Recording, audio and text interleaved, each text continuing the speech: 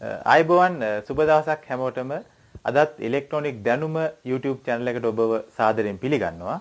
මම අද කියලා දෙන්න යන්නේ කොහොමද ඉලෙක්ට්‍රොනික අමතර කොටස් නිවැරදිව පරිපථ පුවරගෙන නැත්නම් සර්කිට් බෝඩ් එකකට පාස්සන්නේ කියන කාරණය. එතකොට අපි පැහැදීම සම්බන්ධව ප්‍රායෝගික පැත්ත වගේම මේකේ න්‍යායික කරුණු පිළිබඳවත් අපි දැනගන්න ඕන මොනවද පැහැදීම සඳහා භාවිත කරන දේවල්, සෝල්ඩර් වයර් එක කොහොමද ඇතුලේ මිශ්‍රණය නිර්මාණය වෙලා තියෙන්නේ. ඒතකොට මේ වගේ කාරණා ඒත් එක්කම අපිට මේ පැහැදීමක් මගින් අපිට බලන්න පුළුවන් කාර්මිකයෙක්ගේ හැකියාව ඒත් එක්කම පළපුරුද්ද කියන දේත් බලන්න පුළුවන්. එතකොට මේ දේවල් සඳහා ඔබ නිවැරදිව පාස්සන්න ඉගෙන ගන්න ඕන. ඒත් එක්ක සමහර අවස්ථාවල සමහර අය පාස්සන්දී බයයි නැත්තම් අත වෙවුලනවා ඔය වගේ ගැටලු තියෙනවා. ඒතකොට නිවැරදිව පාස්සන්න ඉගෙන ගත්තාම අපිට පුළුවන් සාර්ථක කාර්මිකයෙක් විදිහට ඉදිරියට යන්නට. අපි අද වීඩියෝ එකකින් ඒ පිළිබඳව කතා කරමු. අපි බලමු මොනවද පැසීමක් සිද්ධ කරන්න අවශ්‍ය වෙන උපකරණ කියලා. අපිට මෙතන ඔයගොල්ලන්ට පේනවා මේ සෝල්ඩරින් අයන් එක කියලා අපි කියන ගොඩක් අය මේකට හුරු වෙලා තියෙන්නේ බෞද්ධ එක කියන නම. නමුත් මේකේ නිවැරදි තාක්ෂණික වචනේ අපි කියන්නේ සෝල්ඩරින් අයන් එක කියලා. එතකොට මේකේ අපි අල්ලන මිට කොටස තියෙනවා. ඒත් එක්කම අපි මෙතෙන්ද කියනවා තුඩ නැත්නම් බිට් එක කියලා අපි හඳුන්වනවා. එතකොට මේ සෝල්ඩරින් අයන් එකක් අපි මිලදී ගන්නකොට අපි පැසීම සිද්ධ කරන්නේ මොනවද කියන දේ අනුව ඒක තෝරගන්න වෙනවා. මොකද සමහර අවස්ථාවල ඉතා සියුම් උපකරණ පාස්සනවා නම් අධික උෂ්ණත්වය සහිත සෝල්ඩරින් අයන් එකකින් උපකරණ වලට අමතර කොටස් වලට හානි වෙන්න පුළුවන්. ඒ නිසා අපි සෝල්ඩරින් අයන් එකක් මිලදී ගන්නකොට ඒකේ වොට් ප්‍රමාණය ගැන සැලකිලිමත් වන්න. වොට් ප්‍රමාණයෙන් තීරණය වෙන්නේ මේකේ උෂ්ණත්වය කොපමණද කියන දේ. සාමාන්‍ය ඉලෙක්ට්‍රොනික කාර්මිකයකට වොට් 30 40 වගේ අයන් එකක් ගැලපෙනවා තමන්ගේ දෛනික කටයුතු සිදු කරන්න. ඒත් එක්කම මේකේ බිට් එක නැත්නම් තුඩවල් විශේෂ තියෙනවා, විවිධ හැඩවලින් තියෙනවා. සාමාන්‍යයෙන් මේ පොයින්ටඩ් තුඩ අපිට ගොඩක් අවස්ථාවල භාවිත කරන්න පුළුවන් අමතර කොටස් පැසීම සඳහා. ඒත් එක්කම ඒකේ සාමාන්‍ය කොප වලින් හදපුවක් තියෙනවා. මේ වගේ සෙරමික් ආලපයක් සහිත අපි කියන සෙරමික් බිට් එකක් නැත්නම් සෙරමික් තුඩක් ඔබට මිලදී ගන්නත් පුළුවන්. මේක තමයි සාමාන්‍යයෙන් සෙරමික් තුඩ තමයි ගොඩක්ම ගැලපෙන්නේ පැසීම සඳහා. ඒත් එක්කම අපි සෝල්ඩරින් අයන් එක රඳවන්න මේ වගේ ස්ටෑන්ඩ් එකක් භාවිත කරනවා. මේක රඳවා තැබීම සඳහා. ඒත් එක්ක මෙතන අපි තබා ගන්නවා සාමාන්‍යයෙන් ස්පොන්ජ් එකක් වතුර පොඩ්ඩක් දාන්න නැත්නම් තෙතමනයකට ලක් කරලා නැත්නම් තෙත රෙදි කෑල්ලක් තබා ගන්න පුළුවන්. මොකද අපි මේ සෝල්ඩරින් අයන් එකේ බිට් එක පැසීමට කලින් අපිට පිරිසුදු කර ගන්න පුළුවන් මේ ආකාරයෙන්. ඒතර ඒ සඳහා අපි තෙත රෙදි කෑල්ලක හෝ ස්පොන්ජ් එකක් වගේ දෙයක් අපි තියාගන්න පුළුවන්. මොකද බිට් එක පිරිසුදු වුණොත් තමයි නිවැරදිව අපිට පැසීම සිද්ධ කරන්න පුළුවන්. ඒත් එක්කම අපිට මේ තියෙන්නේ සෝල්ඩර් වයර් නැත්නම් ඔයගොල්ලොන්ට හුරු වෙලා ඇත්තේ ඊයම් කම්බි කියලා. නමුත් නිවැරදි වචනේ තමයි සෝල්ඩර් වයර් කියන දේ. එතකොට මේකත් අපිට අවශ්‍ය වෙනවා මේ පැසීමක් නිවැරදිව සිදු කිරීම සඳහා. එතකොට අපි ඊට කලින් දැනගන්න ඕන පැසීමක් සිද්ධ කරන්න කලින් නිවැරදිව කොහොමද පැසීමකට ආරක්ෂක පිළිවෙත් කියන දේ. අපි පැසීමකදී පැත්තකින් පුළුවන් නම් ෆෑන් එකක් දාගන්න හොඳයි. මොකද මේ ෂෝල්ඩර් වාෂ්පීපයෙන් ඇතිවෙන දුම අපිට ආග්‍රහණය වීමෙන් සමහර අවස්ථාවල ශ්වසනාබාධ ඒ වගේ දෝෂ ඇති වෙන්න පුළුවන්. ඒ හින්දා අපි පාස්සද්දී ඒ දෙත් සාමාන්‍ය මතක තබන්න හොඳ වාතාශ්‍රයක් ඒත් එක්කම ෆෑන් එකකින් හුලඟක් වගේ දෙයක් ලබා ගන්න පුළුවන් නම් ගොඩක් හොඳයි. ඒත් එක්කම පැසීම ඉවර කරලා අපි අත් දෙක පිරිසුදු කරගන්න පුළුවන්, සබන් දාලා අත් හොදා ගන්න පුළුවන් නම් ඒකත් ඇත්තටම ආරක්ෂිත පිළිවෙත. මේ සෝල්ඩර් වයර් රෝල ඇත්තටම අපිට වෙළඳපොලේ මිලදී ගන්නකොට වයර් රෝලක් මේකේ බලන්න ඕන සාධක කිහිපයක් තියෙනවා. ඔයගොල්ලෝ පේනවා ඇති මෙතන මේකේ තියෙන මේ සෝල්ඩර් වයර් එකේ තියෙනවා අපිට විස්කම්බයක් ගහලා තියෙනවා. ඒත් එක්කම මේකේ ප්‍රතිශතයක් තියෙනවා. මේකේ 60 40 කියලා ඔයගොල්ලෝ පේනවානේ 60 සහ 40. එතකොට මේකෙන් අදහස් වෙන්නේ මේ සෝල්ඩර් කියන්නේ සම්පූර්ණ ඊයම්ම පමණක් නෙවෙයි. ඇත්තටම මේක විශේෂයෙන් ටින් කියන ලෝහයත් සමග යම්කිසි ප්‍රතිශතයක් එක්ක තමයි මේක අපිට දකින්න තියෙන්නේ. ටින් සහ ලෙඩ් නැත්නම් ඊයම්. මේක ටින් ලෝහය සහ ඊයම් ලෝහය ප්‍රතිශත විදිහට එකතු කිරීමක් කළා තමයි අපිට තියෙන්නේ. සමහර අවස්ථාවල ප්‍රතිශත විදිහට අපිට මිලදී ගන්න පුළුවන් මේ ටින් ලෝහේ 160ක්, ඊයන් ලෝහේ 140ක් කලවම් කරපුවා. ඒත් එක්කම ටින් ලෝහේ 163ක්, ඊයම් 37ක ප්‍රමාණයක් 100ට. ඒත් එක්කම 150 දෙකම සමබරව තියෙන්නත් පුළුවන්. මේ විදිහට ටින් සහ ඊයම් කියන ලෝහ දෙක තමයි බහුලව භාවිත කරන්නේ. තව වෙනත් ලෝහ වර්ගයක් තියෙන්න පුළුවන්. නමුත් අපිට බහුලව හම්බෙන්නේ මේ ටින් සහ ඊයම් කියන ලෝහ දෙක මිශ්‍රණය කරපු සෝල්ඩර් වයර්. එතකොට මෙතනදී මෙන්න මේ ටින් සහ ඊයම් කියන ලෝහ දෙක කලවම් කරපුවාම තමයි මේ සෝල්ඩර් කියන නම භාවිත කරන්නේ. නැත්තම් මේ ලෝහ දෙක වෙන වෙනම තියෙනවා. මේ ලෝහ කලවම් කරු මිශ්‍රණයකට තමයි මේ සෝල්ඩර් කියලා කියන්නේ. එතකොට මේ මිශ්‍රණයකින් හදපු වයර් වලට තමයි මේ සෝල්ඩර් වයර් කියලා හැඳින්වීම කරන්නේ. ඒත් එක්කම මේ සෝල්ඩර් වයර් එකක අපි හරස්කඩක් අපි බැලුවොත් එහෙම මේක අපි කොහොම හරහට කපලා බැලුවොත් මෙහෙම මැදින් පොඩි සිදුරක් වගේ ඔයගොල්ලන්ට පේන්න පුළුවන්. ඒකට අපි කියනවා ෆ්ලක්ස් කියලා. මේ ෆ්ලක්ස් දාලා තියෙන අපි හිතමු මේ මැද ෆ්ලක්ස් කියන්නේ අතන දුම්මල වගේ මාධ්‍යයක් තියෙන්නේ. මේකෙන් වෙන්නේ අපි පෑසුම් ස්ථානයක් අපි මේ අමතර කොටසක් කොහොම පෑසුවාම මේ අමතර කොටස පෑසුම වටේට පෑසුමේ අවසානයේ මේ ෆ්ලක්ස් තැම්පත් වෙනවා. එතකොට පෑසුම ඔක්සයිඩ් වීම නැත්තම් මල බැඳීම කියන දේ අවම වෙනවා මේ ෆ්ලක්ස් ඉන්න. ඒත් එක්කම මේ සෝල්ඩර් 9 එකේ බිට් එකේ සෝල්ඩර් තැවරෙන එක වැළැක්වෙනවා මේ ෆ්ලක්ස් සමග මිශ්‍ර වීමෙන් මේ සෝල්ඩර් මිශ්‍රණය. එතකොට ඒක විශේෂ වාසියක් වෙනවා අමතර කොටස් වලට ආරක්ෂිත ක්‍රමවේදයක් සහ තාක්ෂණයේ පහසු නැත්නම් පෑසීමේ තාක්ෂණයට පහසුවක් ගෙන දෙන දෙයක් වෙන්න පුළුවන්. ඒත් එක්කම මේ සෝල්ඩර් වයර් වල විවිධ විස්කම්බ වලින් අපිට මිලදී ගන්න පුළුවන්. මේ සෝල්ඩර් වයර් වල නම් මෙතන ඔයගොල්ලෝ පේනවා 0.8යි විස්කම්බේ මිලිමීටර් ඩයමීටර් කියලා තියෙනවා. එතකොට ඒත් එක්කම ඔයගොල්ලෝ මේ රූපේ පේනවා ඇති විවිධ විස්කම්බ වලින් අපිට දකින්න තියෙනවා සෝල්ඩර් වයර් ඔයගොල්ලන්ට මේ රෝල් කීපයක්ම දකින්න තියෙනවා. ඒත් එක්ක බහුලව අපිට හම්බෙන්නේ මිලිමීටර් 0.5 ඉඳලා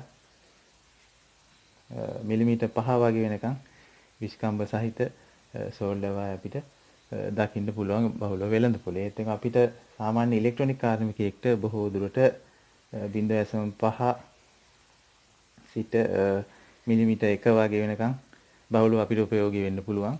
එතනින් එහාට ඝනකම සහිත විස්කම්බේ සහිත ඒවත් අපිට සමහර අවස්ථාවල එන්න පුළුවන්. නමුත් මම බහුලව මෙන්න මේ වගේ ප්‍රමාණයක විස්කම්බ සහිත අපිට සෝල්ඩර් වයර් අවශ්‍ය වෙන්නට පුළුවන්. අපිට සමහර විට පාසන්න ලැබෙන්න පුළුවන් මේ වගේ පරිපතයකට අමතර කොටසක් නැත්නම් අපි අලුතෙන්ම මේ වගේ පරිපතයක් නිර්මාණය කරනවා නම් පාසන්න සිද්ධ වෙන්න පුළුවන්. ඒත් එක්කම සමහර අවස්ථාවල මේ වගේ printed board එකක් නැත්නම් PCB එකක් කියලා අපි හඳුන්වනවා.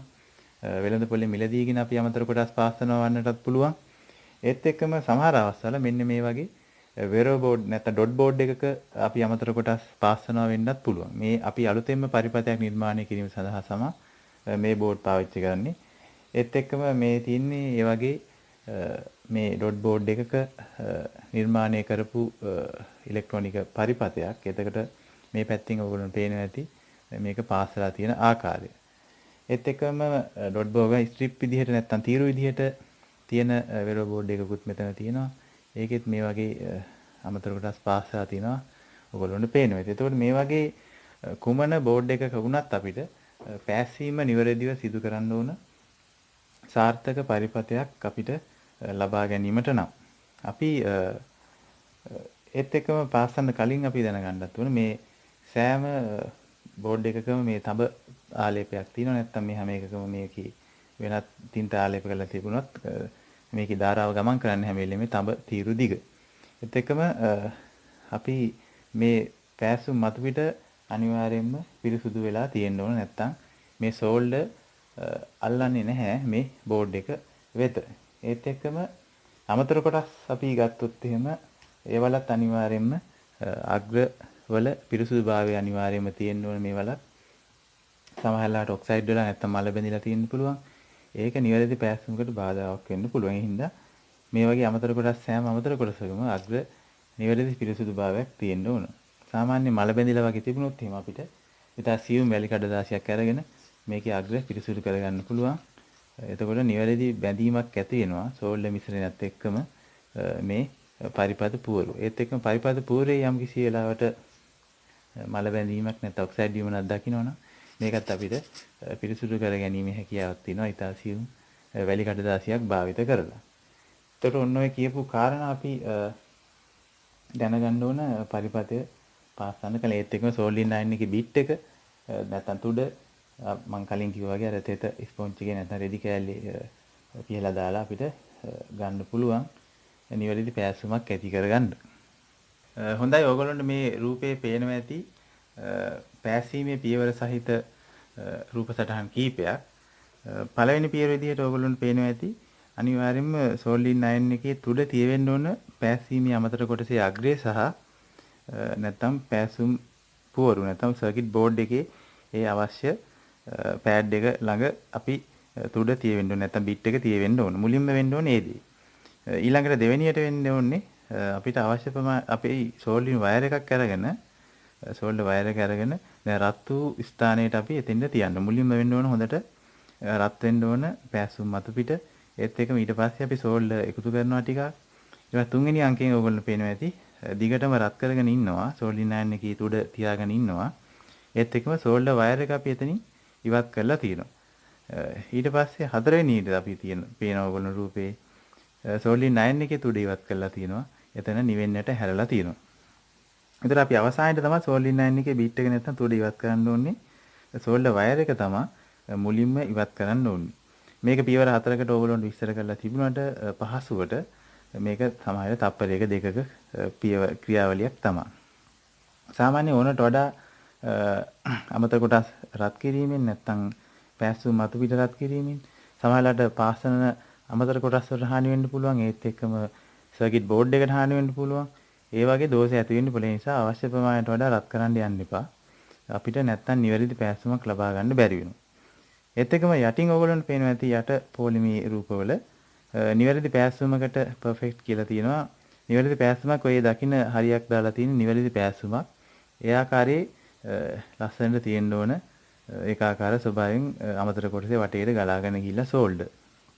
ඒත් එක්කම ඊළඟ වැරදි ලකුණු දාලා තින්නේ සියල්ලම වැරදි පෑසුම් විදිහට තමයි හඳුන්වන්න පුළුවන්. ඔය වගේ පෑසුම් ඇති වුණොත් කිසිසේත්ම පරිපතයක් ක්‍රියාත්මක වෙන්නේ නැති වෙන්න පුළුවන්. ඒත් එක්කම පරිපතවල දෝෂ ඇති වෙන්න පුළුවන්. නිවැරදි ක්‍රියාකාරීත්වය අපිට ගන්න බැරි වෙන්න පුළුවන්. ඒ නිසා අපි ඒක අනිවාර්යෙන් දැනගන්න ඕන. ඔයගොල්ලෝ ඉලෙක්ට්‍රොනික ශාස්ත්‍රයට ආධුනික කෙනෙක් නම් සමහරවිට අලුතෙන් පාස් කරන්න හුරු වෙන කෙනෙක් නම් මම සුදුසුම ක්‍රියාවලියක් කියලා දෙන්නම් අත හුරු කරගන්න පෑසීම සඳහා. ඒ සඳහා ඔයගොල්ලන්ට කරගන්න පුළුවන් මේ වගේ විද්‍යුත් පරිපත සඳහා යොදා ගන්න අර්ත් වයර් කෑල්ලක් අරගෙන ඒක අපි ඇතුළට ගලවලා ගත්තාම මේ වගේ කම්බි වෙන් කරගන්න පුළුවන්. එතකොට මේ වගේ කම්බි ටිකක් අරගෙන මේ මෙන්න මේ පේන විදිහට අපි දැලක ස්වභාවයෙන් පාස් ගන්න උත්සාහ කරන්න. මේ වගේ කම්බි ටිකක් අරගෙන අපි සෝල්ඩර් 9 එකයි සෝල්ඩර් තියලා මේ විදිහට පෑසීම සිදු කරගන්න කම්බි දැලක් විදිහට හිටින පරිදි. එතකොට ඕගොල්ලොන්ට මේ වගේ කීපයක් පාස්සපුවාම නිකම්ම අතහුරු කරගන්න පුළුවන් නිවැරදි පෑසීමක් සිදු කරගන්නේ කොහොමද කියන දේ ඕගොල්ලොන්ට අතහුරුයි. එතකොට අත වෙවුලන්නේ නැතුව නිවැරදි උෂ්ණත්වයකින් මේක කොහොමද නිවැරදි බැඳීමක් ඇති වෙන්න මේවා දැන් අපි අද්දාට ගැලවෙන්නේ නැහැ. නිවැරදි බැඳීමක් ඇති වෙන්න පාස්සන්න හුරු වෙන්න පුළුවන් මේ විදිහට තඹ කම්බි කීපයක් අරගෙන මේ දැලක් විදිහට පාස්සන්න හුරු වෙන්නේ. එතකොට මේක තමයි අලුත්ම කෙනෙක්ට නැත්නම් අලුතෙන්ම පෑසීම සඳහා පැමිණෙන කෙනෙක්ට කරගන්න පුළුවන් හොඳම ක්‍රියාකාරකම කියලා තමයි මම නම් හිතන්නේ. හොඳයි අපි බලමු මේ PCB එක නැත්නම් printed circuit board එකට අමතර කොටස් පෑසීම සිද්ධ කරන්නේ කොහොමද කියලා. මම මෙතන මේ කැපැසිටර් සංකේතයක් ඔයගොල්ලන්ට පේනද මෙතන කැපැසිටර් එකක් තියෙනවා කියන 470 මයික්‍රෝෆැරඩ්. එතකොට මේකේ අමතර කොටසේ හරි පැත්ත නිවැරදි දිශාවට අපි පරිපත පූර්වයේ තියෙන සිදුරු වලින් ඇතුල් කරගෙන අපි මේක බෝඩ් එකට හිටින පරිදි තියාගෙන අපි සෝල්ඩර් 9 එක සහ සෝල්ඩර් වයර් එක අරගෙන අපිට පුළුවන් මේක හිමීට පාසීම සිද්ධ කරගන්න. අපි බලමු පෑසීම මෙන්න මේ විදිහට සිද්ධ කරගන්න පුළුවන් නිවැරදිව. අමතර කොටස් එකට සම්බන්ධ වෙන්නට බෑ, ෂෝට් වෙන්නට බෑ නිවැරදි පෑසීමකදී. දැන් අපි දැක්කා මේක පෑසීම සිද්ධ කරන ආකාරය. අපි පාසල ඉවරලා තමයි මේකේ වැඩි අමතර කොටස් ටික දිගින් දැන් මෙහෙම තියන්න බෑනේ අපි පරිපතයක. ඒ නිසා මේක අපි කටරඬුව පාවිච්චි කරලා කපලා ඉවත් කරන්න පුළුවන්. මේ විදිහට අමතර දිගින් තියෙන අමතර කොටස් ටික. ඒ නිසා දැන් අපිට පේනවා බොහොම ශක්තිමත් පෑස්සුමක් තියෙනවා. මේක සුදුසුයි දැන් භාවිතයට ඕගොල්ලන්ට පේනවා ඇති. හොඳ දීප්තිමත් මතු පිටක් තියෙනවා පෑස්සුම මතු පිට අනිවාර්යෙන් දීප්තිමත් තියෙන්න ඕන. ඒක දුර්වල පෙනුමක් තිබුණොත් ගොරෝසු ස්වභාවයක් තිබුණොත් ඒක නිවැරදි පෑස්සුමක් වෙලා නැහැ. ඒ නිසා දීප්තිමත් ස්වභාවයක් එන්න පාස්සන්න දැනගන්න ඕන. ඒත් එක මෙතන මම ඩයෝඩ් එකකුත් දාලා පෙන්නන්නම්. මෙතන අපි අවශ්‍ය ප්‍රමාණයට ඩයෝඩ් එක නමාගෙන මෙතන ඩයෝඩ් සංකේතී අදාළ නිවැරදි දිශාවට මේක යොමු කරගෙන අපිට පුළුවන් මේක හරියටම බෝඩ් එකට හේතු වෙන්නට තබා ගන්න නිවැරදි ආකාරයට අපි මේ කළා ටිකක් මේ පැත්තෙන් නමාගෙන අපිට පුළුවන් නැවතත් පෑසීම සිද්ධ කරන්න.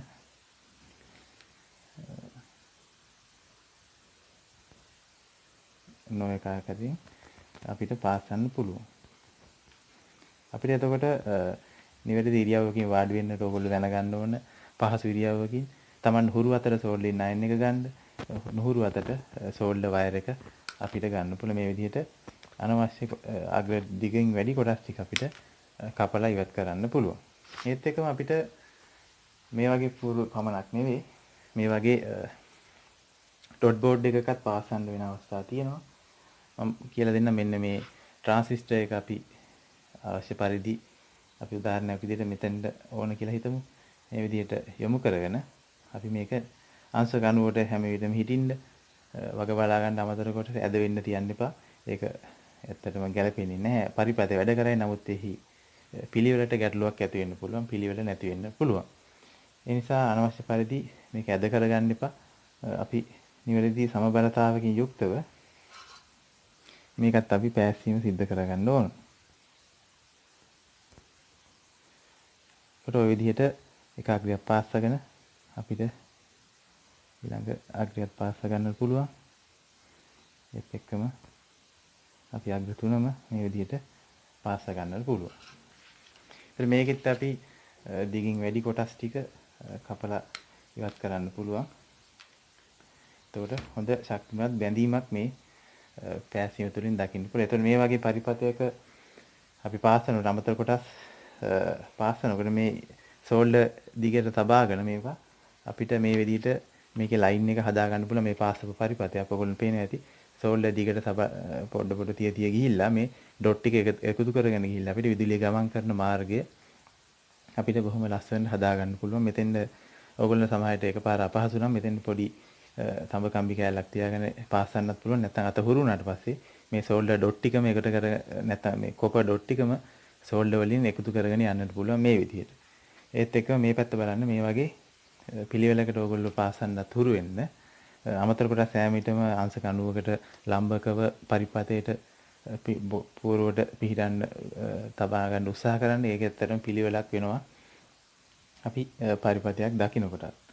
හරි ඒත් එක්කම මේ වගේ IC එකක් පාස්සනකොට අධික උෂ්ණත්වයක් දීමෙන් IC එක හානි වෙන්න පුළුවන්. ඒකත් ඕගොල්ලෝ මතක තියාගන්න ඕන. අධික උෂ්ණත්වය නිසා ගොඩක් අමතර කොටස් විනාශ වෙන්න පුළුවන්. IC එකක් පාස්සනවා නම් අපි ඕනනම් ඕගොල්ලන්ට පුළුවන් මේ වගේ බේස් එකක් අපිට පාවිච්චි කරන්න පුළුවන්. මේ IC එක මේ විදිහේ ක්ලිප් කරගන්න නැත්නම් සම්බන්ධ කරගන්න පුළුවන් මේ බේස් එකට. එතකොට අපි එහෙමනම් කරන්නේ මේ බේස් එක තමයි මුලින්ම අපි පරිපත පූර්වයට දාලා පෑසීම සිද්ධ කරන්නේ මේ පැත්තෙන්. පාසල ඉවරලා තමයි අපි මේ IC එක මේකට සම්බන්ධ කරන්නේ. එතකොට උෂ්ණත්වයෙන් හානියක් වෙන්නේ නැහැ IC එකට. මම කෙලින්ම IC එක ඔයගොල්ලන්ට පාසලා පෙන්නන්නම්. IC එක අපි පරිපතේ නිවැරදි දිශාවට තබාගෙන මේ විදිහට අපිට පුළුවන් මේකත් අර ක්‍රියාවලියෙන්ම ඕගොල්ලෝ කලින් ඉගෙනගත් විදිහටම පෑසීම සිද්ධ කරන්න. එතකොට මේක පින් 8ක IC එකක් මේ විදිහට එකක් පාස්සගෙන මේ පැත්තේ පින් 4න් එකක් මම පෑස්සුවා. ඊට පස්සේ එක ළඟ පින් පාස්සන්න උත්සාහ කරන්න එපා. සමහර අවස්ථාවල උෂ්ණත්වය නිසා IC එක විනාශ වෙන්න පුළුවන්. එතකොට මම මේ පැත්තේ මුල් එකත් පාස්ස ගන්නම්.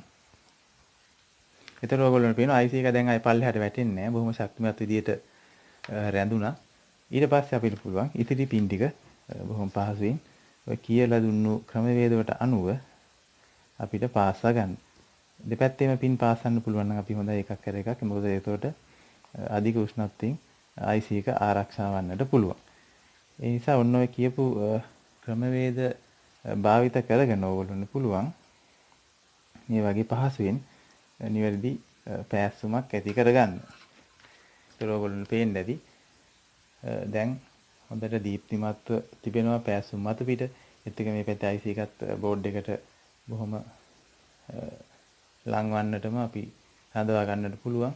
එතකොට මේ වගේ IC එකක නම් ඇත්තටම අග්‍ර කපන්න අවශ්‍ය නැහැ.